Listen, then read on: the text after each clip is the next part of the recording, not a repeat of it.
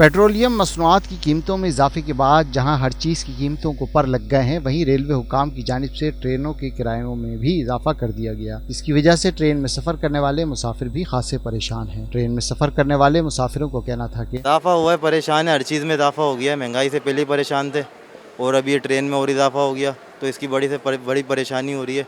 और फिर ट्रेनें भी लेट होती हैं, आवाम वैसे ही परेशान है, पहले ही परेशान है, अब रेलवे ने और परेशान कर दिया है। क्या करें हम? हर चीज़ महंगाई लगी पड़ी है, हर चीज़ महंगाई हो गई है। तो बाय रोड भी तो इतना ही महंगा है।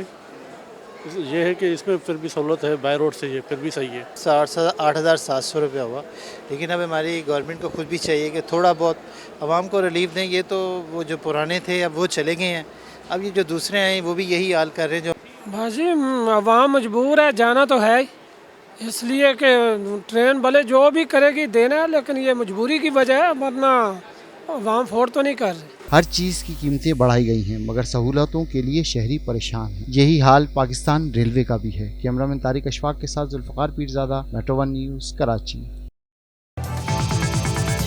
मेट्रो वन न्यूज़, हर पल की खबर।